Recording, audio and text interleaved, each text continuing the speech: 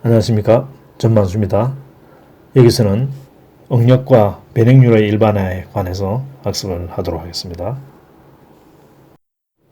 여기서는 물체의 강체 운동과 변형에 관해서 설명을 하고 있습니다. 실제 우리 물체는 이 두 개가 복합적으로 나타나게 됩니다.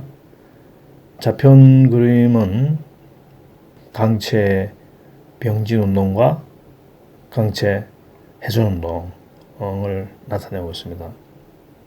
여기서는 보는 바와 같이 처음에 바둑판처럼 그리드가 이렇게 새겨져 있었는데 그것이 변하지 않고 그대로 그냥 유지한 채 강체 운동을 하고 있다는 걸 볼 수가 있고, 반면에 오른쪽의 것은 지금 H점이 고정되어 있죠, 그죠? 공유를 하고 있고, 그리고 애초에 정사각형이었던 그 그리드가 지금은 뒤틀어져 있고 또 늘어져 있고, 그렇죠? 디스토티드 돼 있고 또 일롱게이트 돼 있고, 그렇죠? 그래서 우리가 이러한 형상의 변화를 우리가 변형이라고 그러고, 수학적으로는 물체의 변이, 물론 그 변이는 시간과 좌표 함수죠. 그래서 우리가 벡터 펑션이다, 그렇게 이미 설명을 했고, 그 변이를 갖다가 우리가 분해해 보면은 강체 운동과 변형으로 수직화를 할 수 있다는 것입니다. 우리가 지금까지는 주로 법선 응력과 법선 변형률을 대상으로 공부를 우리가 했죠. 여기서는 전단 응력과 전단 변형률에 관해서 공부를 하도록 하겠습니다. 먼저 간단한 예제를 통해서 이 전단 응력의 존재에 관해서 한번 생각을 해보도록 하겠습니다. 이것은 천공을 하는 거죠. 두께가 0.25인치인 스틸 플레이트를 갖다가 천공하는 그런 공정을 개념적으로 보여주고 있습니다.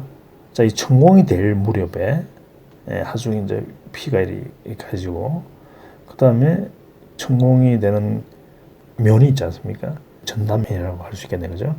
그 전단면에 이와 같은 힘이 이렇게 분포력으로, 분포하중으로 작용을 하게 됩니다. 그 힘을 다 더하면 피가 돼야 되겠죠. 힘의 밸런스에 의해서. 그리고 면적을 우리가 이렇게 구할 수 있습니다. 그래서 그 힘을 면적으로 나누면은 단위 면적당 힘이 나오겠죠. 그걸 우리가 전단 응력이다 해서 타우를 씁니다. 시그마를 써도 틀린 건 아닌데 지금 학부 과정에서는 타우를 씁니다. 대학원 과정에서는 우리가 전단 응력도 시그마를 쓰죠. 헷갈리지 않는다는 거죠. 근데 학부 과정에서는 좀 그런 혼돈을 막기 위해서 타우를 전통적으로 쓰고 있습니다. 이 타우는 우리가 법선 응력과는 다르게, 그죠? 법선 응력은 면에 수직한 방향으로 작용하게 되지 않습니까? 힘이죠. 응력은 단위 면적당 작용하는 힘이죠, 그죠? 힘의 방향과 응력 방향이 일치하는 거죠. 이것은 이제 전단 응력은 단면의 탄젠셜 방향으로 응력이 작용합니다. 자, 그래서 우리가 이 타워를 탄젠셜 스트레스, 즉 접선 응력이다 이렇게 부르느냐, 그렇게 부르지 않고 전통적으로 우리가 전단 응력이다, 시어 스트레스다 그렇게 부릅니다. 자, 이제 이렇게 해서 우리가 이 전단 응력의 존재에 관해서는 우리가 공부를 했고, 자, 이 전단 응력과 전단 변형률을 좀 체계적으로 우리가 정의하기 위해서 이와 같은 이 자원 평면상에서 정사각형을 생각합니다. 정사각형에 전단 응력만 이렇게 가 있습니다. 이러한 우리가 전단 응력을 퓨어 시어다 이렇게 부릅니다. 이때 이 정사각형은 본 바와 같이 이런 다이아몬드 꼴로 이렇게 변형이 되겠죠. 그래서 이걸 좀 과장해서 그려놨습니다. 그래서 요 각도를 감마 1, 요 각도를 감마 2 이렇게 정의를 했고요. 이때 전단 변형률은 이렇게 뒤틀리는 걸 우리가 표현하는 겁니다. 그래서 뒤틀림은 각도의 1대1 의존적이죠. 그래서 이 두 각을 더해서 우리가 감마 XY로 우리가 정의하고 이것을 전단 변형률이다. 이렇게 이야기를 합니다. 감마 XY는 뭐 기하학적인 그런 의미를 갖죠.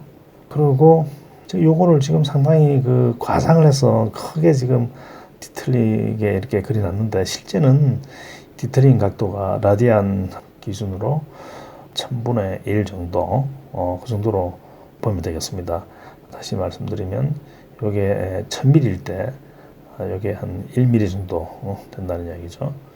그래서 이렇게 보기에는 우리가 이 X방향으로 선분 요소가 길이가 좀 많이 바뀐 걸로 보이는데 그 길이 변화는 거의 무시 가능합니다. 이 전단 응력이 법선 변형률을 야기하지 않습니다. 어떨 때? 등방성 재료일 때.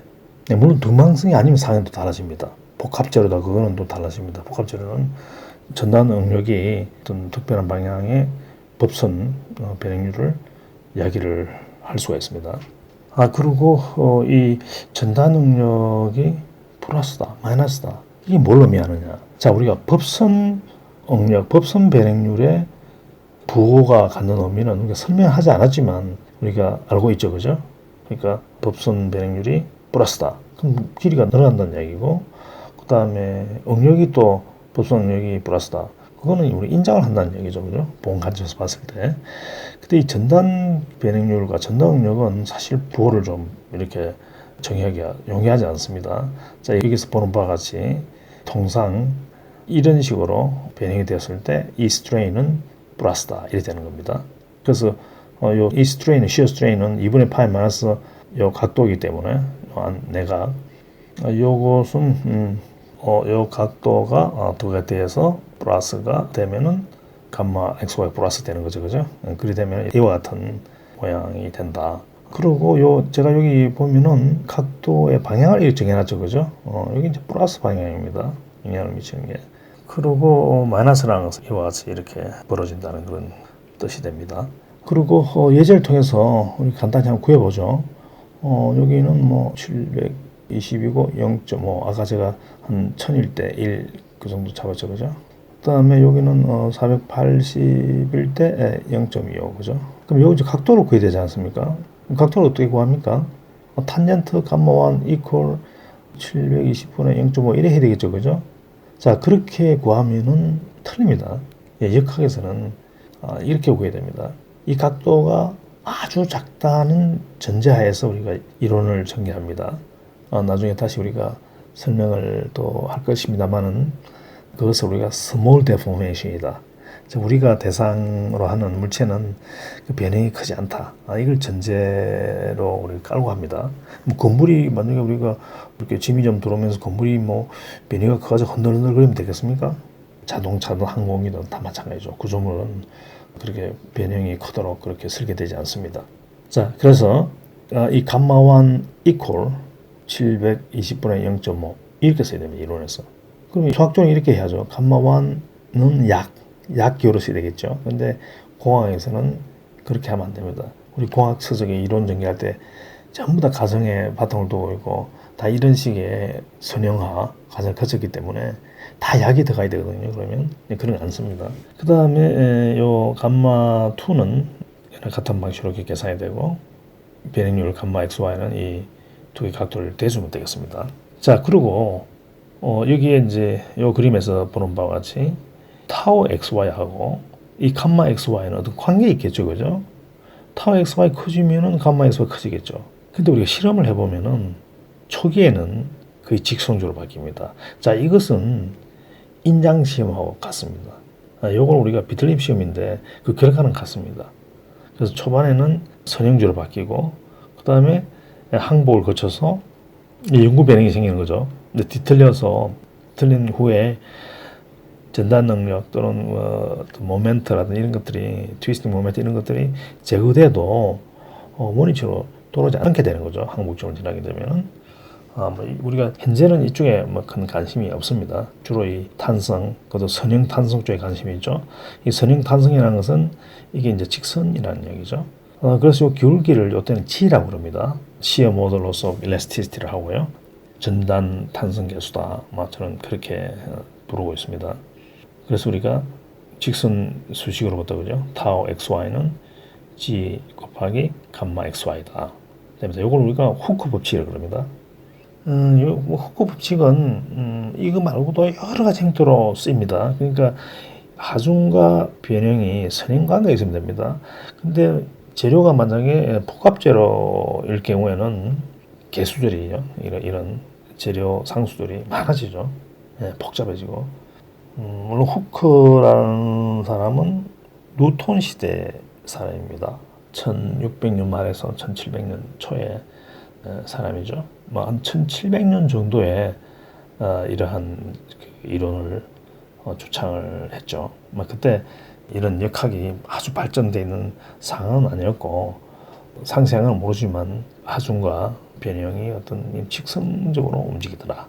그것이 재료마다 기울기는 차이는 있지만 그런 어떤 걸 하지 않았겠어요? 그리고 뉴턴이 후크를 안 좋아했습니다. 서로 좀 많이 싸우고 그랬죠. 뉴턴하고 그렇게 사이좋게 지낸 사람은 많지 않습니다. 그 양반이 조금 자라난 환경이 좀 그래서 남들을 인정을 잘 안 하죠. 하여튼 우리가 후크 법칙 이런 걸 쓰지만 후크보다는 우리가 훨씬 많이 압니다. 사실은 어렵게 생각을 하지 말라는 그런 뜻으로 제가 이런 말씀을 드려줍니다. 여기서는 법선 응력을 일반화하고 그와 관련된 법선 변행률에 관해서 한번 생각을 해보도록 하겠습니다.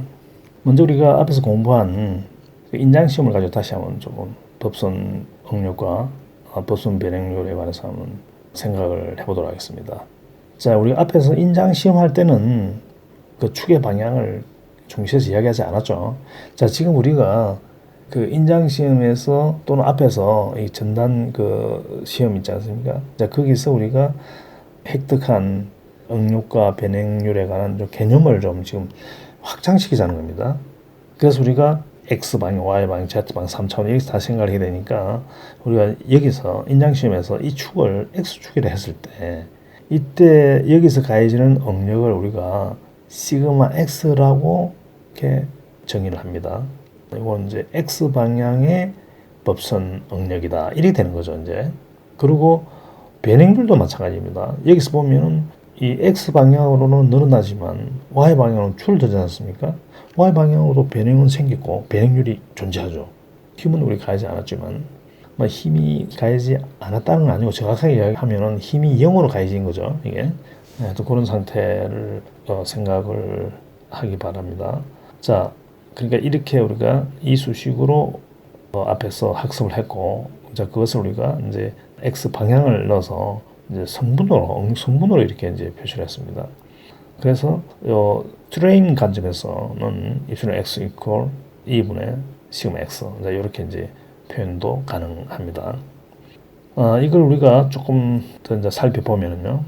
이건 이제 정사각형, 양변이게 1인 정사각형 소재입니다. 여기에 그 시그마 X를 이렇게 균일하게 분포를 시켰을 때 늘어나겠죠. 그죠? 이 길이가 1이기 때문에 단위 길이당 늘어난 양이 입술은 X지 않습니까? 그래서 이 길이는 1 플러스 입술은 X가 될 것이고, 그러게 되면은 이제 우리가 포화송 비에 의해서 척 방향으로는 줄어들거든요. 줄어드는 양은 반대 방향으로 늘어난 변형률에다가 마이너스 류를 곱하죠. 그럼 마이너스라는 것은 줄어든다는 의미고, 그죠? 그래서 우리가 요 항이 1에 대한 상대적 값이죠. 그게 결국은 변형률이듯이 요것은 1 마이너스 요 값이 되니까 요것은 뭐가 되냐면 y 방향으로 변형률이 되겠죠. 그래서 이건 입신 y가 되는 겁니다. 그래서 우리가 요거는 여기서 놓았고, 그죠? 그 다음에 입신 y는 마이너스 뉴의 입신은 x가 된다는 거죠. 그래서 이걸 대입하면 이렇게 되고, 이건 또 우리가 z 방향으로는 생각 안 했지만 z 방향도 마찬가지입니다. 이렇게 되는 거죠. 그러니까 x 방향으로의 법선 응력이 x 방향으로의 법선 변형률뿐만 아니라 y, z 방향으로의 법선 변형률을 야기시킨다. 이런 거죠. 그래서 내가 여기서 이런 말을 적어놨죠. 법선 응력들은 서로 카폴드되어 있다. 서로 이렇게 연계돼 있다. 그렇게 이야기를 하는 거죠. 내가 X 방향으로 하중을 가해서 변형을 시키면 그죠? YZ 방향으로 영향을 받는다는 이야기입니다. 자, 반면에 아까 앞에서 공부한 시어 스트레인은 그렇지 않습니다. 시어 스트레인은 한 면에서 각도 변화가 되는 거니까 그거는 다른 면에서 각도 변화와는 상관없거든요. 그죠? 그건 잘 기억을 해주기 바랍니다. 저기다 다시 우리가 이러한 현상을 또 활용을 할 것입니다. 자, 우리가 이제 그러면 이제 1차원을 주로 이야기했는데 그럼 2차원으로 바로 넘어가도록 하겠습니다. 자, 2차원에서는 이렇게 이제 정사각형을 씁니다. 이건 한 점입니다. 점. 자, 역학에서 우리가 점은 면상에서는 정사각형, 공간상에서는 정육면체로 보면은 별 문제가 없습니다. 자, 여기서 보면 이 한 점에서 억력이 어떻게 걸리는지를 보여주고 있는데 정사각형으로 그리다 보니까 4개의 면이 있죠. 그죠? 각 면에는 힘이 있을 텐데 그 힘을 이 면적으로 나누면은 억력이 되는데 그죠? 그 성분이 2개 있죠. 이 차원에서는. 그래서 법선 억력, 전단 억력 이렇게 작용할 거고 법선, 전단 이러는데 자, 기본적으로 뉴턴의 제3법칙에 의해서 이쪽 면과 이쪽 면에는요, 크기는 같고 반대 방향에 힘이 작용하기 때문에 억력도 역시 반대 방향입니다. 이 면과 이 면도 마찬가지죠. 그죠? 그리고 앞에서 이야기를 했지만 전단 억력은요, 이 타우 XY하고 타우 YX 같습니다. 이건 우리가 고체가 2에서 별도로 또 공부를 한다 그랬고, 근데 고체가 1에서 이게 좀 활용이 돼야 됩니다. 그리고 머리는 머리끼리, 그죠? 꼬리는 꼬리끼리. 한 점에서 이야기입니다. 이 점이 아니고 미소 면적이다. 그러면 다릅니다. 그러나 우리가 또 그런 경우를 고체가 2에서 또 공부를 하게 됩니다. 자, 이건 이제 2차원 이야기고, Z방향으로 억력이 0인 경우입니다. 그런 경우를 우리가 평면 억력이다. 이렇게 부릅니다. 그대에서 또 별도로 정의를 할 것입니다. 자, 3차원에서 보면은 세 방향으로 법선 억력이 작용하는 것입니다. 자, 문제는 이제 이거 우리가 확장해 보면 이해는 어렵지 않을 것입니다. 그런데 여기서 한 방향으로 했을 때 법선 변형률이 이렇게 아주 복잡하지는 않지만 하여튼 그렇게 나왔단 말이죠. 근데 이게 세 방향이면 이런 값들이 어떻게 될 것이냐. 자, 이것이 우리가 지금 안고 있는 현재 이 시점에서 우리가 안고 있는 숙제입니다. 앞에서 우리가 부분적인 그 일반화를 시도를 했습니다. 다시 말씀드리면 법선 억력만 작용할 때, 또 전단 억력만 작용할 때, 그걸까지 우리가 공부를 했죠. 여기서는 이제 복합적으로 작용하는 일반적인 이제 경우에 관해서 개념을 좀 확장을 시켜보도록 하겠습니다. 자, 이것은 그 하나의 점에서 이야기를 하고 평면상의 하나의 점은 정사각형으로 간주를 할 수가 있다. 4개 면이 있고 각 면에 힘이 작용할 텐데 그 힘을 면적으로 나누면은 억력이 되는데 그죠? 평면에서는 성분이 2개죠. 그래서 억력도 각 면에 2개씩 있다. 그리고 이제 법선 억력과 접선 억력이 있는데 이 법선 억력은 밑에 지수를 하나만 쓰기도 합니다. 2개 써도 상관없습니다. XX. 본래는 2개 쓰는 게 원칙입니다. 그 다음에 법선 능력은 시그마로 표시하고 전당 능력은 타우로 표시한다. 그리고 이거는 반드시 2개의 지수를 사용해야 된다. 앞에 지수는 면의 방향입니다. 요거는 면의 방향을 어떻게 정하느냐 하면 요 면의 법선 벡터, 그러니까 외향 법선 벡터, 즉 이건 안쪽이죠. 바깥으로 나가는 법선 벡터의 방향과 X축이 일치하기 때문에 이거는 X맨인데 포지티브 X맨이다. 양의 X맨이다. 이렇게 부르고 반대면은 우리가 음의 X맨이다. 이렇게 이제 부르게 됩니다. 그래서 그 앞에 인덱스는 맨을 이야기합니다. 이거는 X맨에 작용하는 단위 면적당 힘인데 힘의 방향은 Y다 이런 뜻입니다. 그럼 이것은 Y맨에 작용하는 전단 억력인데 그 방향이 X다. 이쪽 이렇게 된다는 거죠. 그리고 기본적으로 지금 이건 플러스맨인데 플러스맨의 플러스 방향의 그 힘을 플러스로 잡습니다. 그러니까 요건 지금 플러스맨 플러스 방향이니까요. 요것도 그렇고 그죠? 다 이제 플러스 조건에 맞는 거죠. 그런데 작용과 반작용 법칙에서 이게 결정이 되면 이쪽에서는 크기는 같고 방향이 반대인 것이 이렇게 작용합니다. 그럼 이것은 이제 응력 그 자체로 보면은 그죠? 흰 방향으로 보면 마이너스인데 이걸 응력으로 얘기할 때는 응력은 일종의 단면력입니다. 단면과 연계돼서 정의되는 거기 때문에 단면이 음의 단면이거든요.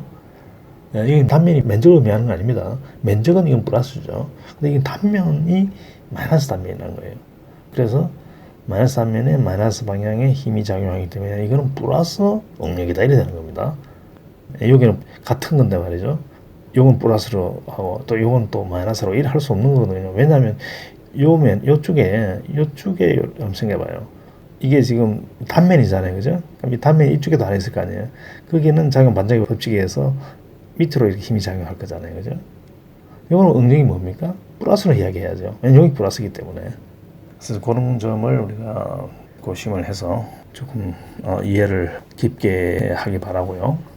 그래서 우리가 이 응력이 총 몇 개 있냐면 여기 두 개, 여기 두 개 이렇게 정해되죠, 그죠?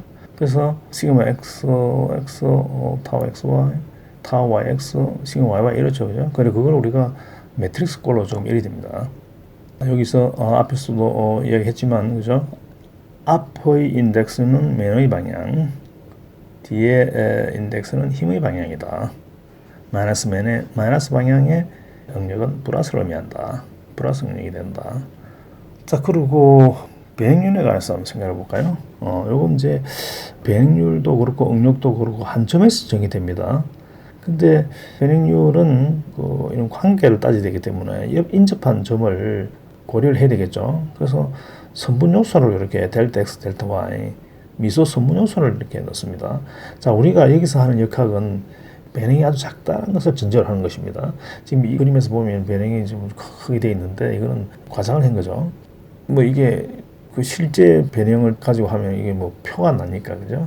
그리고 요 선분 요소의 길이를 델타 x, 요 선분 요소 길이를 델타 y 이렇게 이제 두고요. 그 다음에 이제 이게 힘을 가했습니다. 이거는 이제 디폼 되기 전이고, 이건 이제 디폼 된 이유죠. 변형이 된 이유인데, 이때 이 직선은 직선으로 남는다라고 가정을 합니다. 예, 이 가정의 연속입니다. 너무 걱정할 필요는 없어요. 그 가정이 실제와 크게 다르지 않아요. 직선으로 간다 봅니다. 자, 이건 small deformation, 즉 적은 변형이라는 가정하에서 이렇게 가정을 하죠. 그래서 요 각도 이런 것들이 직선이기 때문에 이제 정의가 되죠, 그죠? 그다음에 요는 길이가 바뀌죠, 그죠? 요거는 이제 법선 변형률이 있으니까 법선 변형률은 단위 길이에 대한 길이 변화량이죠, 그죠? 그러니까 1 플러스 입술은 x를 델타에서 곱하면 되겠죠. 이것도 마찬가지고. 그러면 이제 앞에서 우리가 했던 것 차이는 뭐냐면 길이 변화가 생겼잖아요. 이 감마 2, 감마 1 이런 계산할 때 조금 복잡하겠죠, 그죠? 자, 여기서 우리가 또 가정을 하죠. 입술론 x, 입술론 y는요, 오다가 1000분의 1 오다입니다. 1에 비하면 이거는 거의 무시 가능한 거예요. 이 길이가 조금 바뀌다 하더라도 그건 근본적으로 감마2에 영향을 정도로 바뀌지 않습니다. 그래서 우리가 앞에서 계산한 그런 방식으로 감마2를 또 감마1을 계산을 할 수가 있습니다. 그러면 이제 두 개 더하면 전단 배행률이 되겠죠. 요거는 이제 전단 배행률과 보순 배행률의 기하학적 의미를 지금 이야기를 하고 있습니다. 그리고 전단 배행률을 갖다 포함해서 배행률을 행렬꼴로 적으면 이렇게 되죠. 그런데 요거는요, 그냥 행렬입니다. 우리 행렬은 뭐라 그랬습니까? 수의 단순한 규칙적 배열이다 그랬거든요. 근데 이건 행렬입니다. 그런데 요 행렬은 수학적으로 디펙트가 있는 행렬입니다. 디펙트라고 하기는 만다 했던 그 수학적 기교들을 여기에 적용을 할 수가 없어요. 그거는 이제 고체각 2에서 공부를 하게 됩니다. 그런데 우리가 만약에 감마 xy에다가 2를 나눠서 하게 되면은 그걸 우리가 입술은 xy로 이렇게 정의하는데 입술은 xy가 되고요. 우리가 그 감마 yx는 또 입술은 yx 이렇게 정의를 할 수 있겠죠. 그래서 이거는 바로 이제 이 각도라는 기하학적 의미가 있잖아요. 2를 나눴으니까 이렇게 쓰게 되면은 이 각도와 이 각도를 더해서 나누기 평균값을 구했다. 뭐 그렇게 생각하면 되겠죠. 이렇게 우리가 스트레인을 정의를 하게 되면은 이것은 우리가 앞에서 공부한 좌표 변환, 행렬 2차 텐사량의 좌표 변환 법칙을 우리가 적용을 할 수가 있습니다. 고체학 2에서는 이제 주로 그런 내용들을 많이 공부하게 됩니다. 자, 여기서 한 가지 우리가 또 강조를 해야 될 것은 요 전단 변형률은 대칭입니다. 즉 감마 XY하고 감마 YX 같습니다. 그리고 응력도 마찬가지입니다. 응력도 아까 이야기 많이 했죠, 그죠? 타우 XY와 타우 YX는 같다. 자, 이제 여기서 우리가 한 가지 이제 의문을 지금 던지고자 합니다. 자, 그런데 이 스트레스와 스트레인 간에는 어떤 관계가 있을까? 텐사일 테스트에서는 우리가 이런 걸 요구했죠, 그죠? 이게 어디까지 성립할 것이냐, 이거. 자, 그런 숙제를 우리가 안고 슬라이드 설명을 마치도록 하겠습니다. 자, 앞에서도 좀 강조를 했죠. 역학에서는 2차원에서 이론을 전개하고 3차원으로는 확장만 하면 된다. 요건 지금 3차원 공간상에서 한 점인데 한 점을 우리가 육면체로 이렇게 나타내고요. 그럼 이제 면이 6개니까 우리가 이제 이렇게 보이게 할 수 있는 면은 3개밖에 없죠. 근데 이 세 면에 우선 작용하는 응력을 이렇게 표시를 합니다. 자, 여기서 우리가 좌표를 요걸 X축, Y축, Z축 했기 때문에 요거는 플러스 X면, 요거는 플러스 Y면, 플러스 Z면입니다. 다 플러스 면이죠. 그래서 플러스 방향의 힘의 방향이 응력의 플러스 방향입니다. 다 이게 지금 플러스 방향이죠. 그리고 요 면에서 작용하는 응력은 반드시 맨 앞에 X가 나옵니다. 타우 XZ, 타우 XZ, 그죠? 타우 XY, 시그마 XX 이렇게 되겠죠. 시그마 XX는 뭐 시그마 X로 되게 이제 전통적으로 써왔습니다. 마찬가지 다른 것도 그렇게 정의되겠죠. 자, 2차원과 마찬가지로요. 이 반대면, 즉 이 면이 Y면이니까 D면이 이제 마이너스 Y면이지 않습니까? 크기는 어떤 응력이 작용하겠습니까? 크기는 같고 이놈과 방향이 반대인 응력이 작용한다는 거죠. 같은 응력입니다. 반대 방향이지만 면이 반대이기 때문에 같습니다. 그래서 우리가 여기서는 총 9개 노죠. 그죠? 3개, 3개, 3개. 나머지 3면은 우리가 생각할 필요 없는 거죠. 그래서 각 면에 작용하는 응력을 요 면에 작용하는 응력 여기에 또 Y면에 작용 여기 Z면에 작용하는 응력 여기에 이렇게 두면은 3x3 행렬이 되고, 그죠? 요거는 그 2차 텐사량이라고 해서 나중에 이제 좌표 변환할 때 사용을 할 수가 있습니다. 좌표 변환 공식을 바로 적용을 할 수 있다는 거죠. 그리고 대칭입니다. 이 지금 대각항을 기준으로 했을 때 접으면 똑같이 이렇게 됩니다. 이놈과 이놈 같고 이놈 같고 이놈이 같습니다. 변행률도 마찬가지입니다. 이제 우리가 감마 XY만 우리 공부했죠, 그죠? 감마 XZ는 어떻게 될 거냐? 그거는 X축과 Z축이 이루는 면에서 뒤틀림, 확장을 쉽게 할 수가 있습니다. 우리 이 차원에서 의문을 던졌죠. 자, 이 사이는 어떤 관계가 있느냐? 우리가 지금까지 그 관계는 이것밖에 모르죠, 그죠? 이걸 여기서는 어떻게 어떤 모양으로 바꿔서 쓸 것이냐? 그런 지금 의문이 남아 있습니다. 우리가 이제 종착역에 왔습니다. 지금 앞에서 우리 한 작업은 뭐냐면 등방성 재료를 위한 일반화된 후크 법칙을 유도하기 위한 그런 조금 정지 작업을 좀 했습니다. 물론 뭐 전단 응력이라든지 전단 배행률 이런 것에 대한 정의도 하고 했지만, 자, 우선 이제 여기서는 3차원 공간상에서 세 방향으로 이렇게 법선 응력이 작용하는 걸 먼저 생각합니다. 그럼 법선 응력에다 또 뭡니까? 전단 응력도 같이 작용하잖아요, 사실은요. 그런데 가정을 합니다. 자, 이놈은 등방성이기 때문에요. 뒤틀림 변형을 야기시키지 않는다. 그리고 변형이 작기 때문에, 크면 상황도 다를 겁니다. 변형이 작기 때문에 이렇게 뒤틀면은 전단 변형을 가하면은 법선 변형률의 증가 감소를 야기시키지 않는다. 자, 이런 가정을 합니다. 그래서 이제 이 두 개를 분리시켰죠. 소위 말하는 그 디카플드 시킨 거죠, 그죠? 본래는 카플돼 있습니다. 근데 그게 서로 연계되어 있는 거죠. 근데 그게 영향이 1%, 2%, 이 정도 이하기 때문에 제가 구체적으로 값이 뭐 1%다, 2%다 이렇게는 뭐 모르지만 알 수는 없지만 그렇게 크지 않다 그런 의미입니다. 그리고 이 시그마 X하고 시그마 Y, 시그마 Z가 서로가 사실은 이게 다 연계되어 있죠, 연계. 그런데 small deformation이라는 가정하에 이걸 다 시그마 X는 X대로, 시그마 Y는 Y대로, 시그마 Z는 Z대로 각각 분리해서 변형을 구해서 그 변형을 더해주면 된다라고 우리가 가정을 합니다. 자, 이걸 우리가 중첩의 원리다, Principle of Superposition 이렇게 부릅니다. 중첩의 원리다. 그럼 우리가 시그마 X에 대해서는 앞에서 유도해놨지 않습니까? 이러한 법선 변형률을 야기시키고 측방향, 측면으로는 그죠?